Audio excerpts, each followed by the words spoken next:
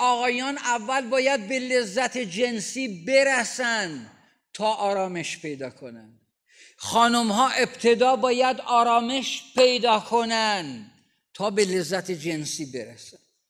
خانم ها برای لذت جنسی مقدمه‌ای میخوان، احساس آرامش میخوان، ایمنیت خاطر میخوان، احساس امنیت باید بهشون داده بشه تا ورود پیدا کنن به نیاز جنسی. و متاسفانه یکی از نقاط بحرانی طلاق تو کشور ما همینه که مردها اینو متوجه نیستن. به همین خاطر مرد خیلی حول و ولا داره که هر چیز زنه میگه چیه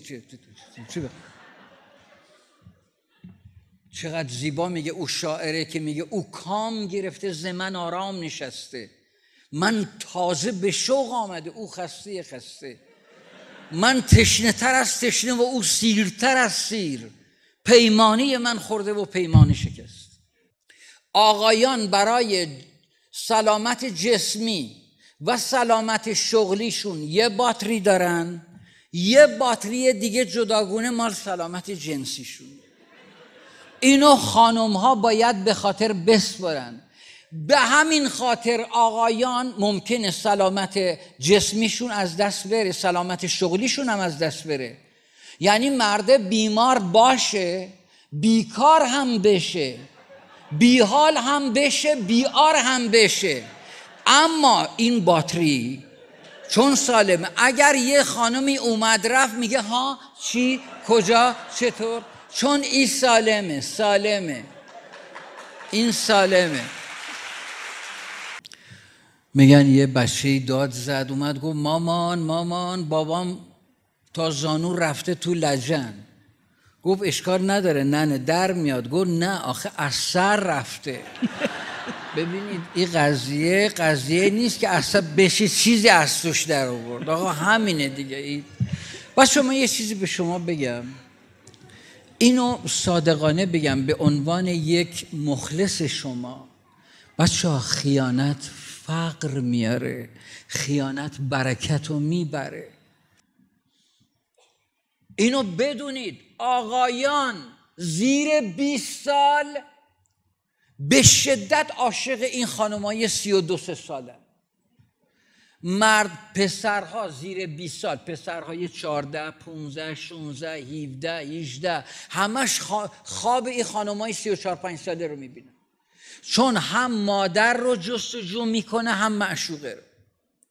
بین 20 تا 30 با یک نوسان به اضافه منهای 1 دنبال همسن خودش میگرده. آقایان از 33 سالگی به بعد یک بار دوباره میل پیدا میکنن به دخترای 17 18 ساله. دقت میکنین؟ در خانم‌ها این نیست.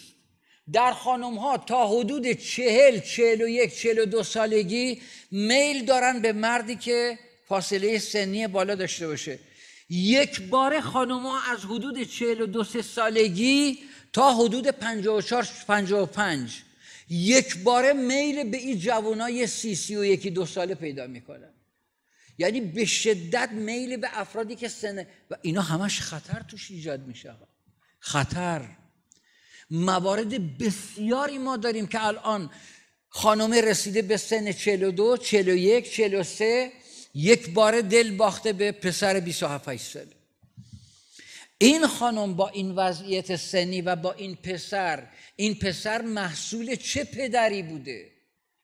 جدا شدن، فوت نشده، جدا شده، مطلقه است. خود این زن چقدر تأثیرگذار بوده، چقدر تأثیرپذیر بوده از اون مرد. این محصولی که به نام بچه ساخته، این عنصرش چیه؟ اینا همه جای بحث داره. انسان یونیکونسه، منحصر به فرده.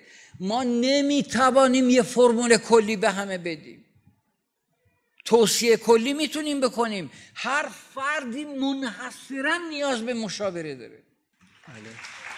فرزندت نخواهی بود، تا میخوای به بچت بگی کجا پدر بزرگ چه برش بیا قربونت برم، بیا اینطوری که تربیت نمیکردن زمان ما، برو بابا بیا قربونت برم، این بابات خیلی نفهمه، بیا تو باقی چیکارش کنی. الگو رو ازت میگیره. اگر جونتون در بیاد اجازه ندارید برید خانه پدر شوهر یا پدر زنتون زندگی کنید. این شما رو به تخریب میکشونه.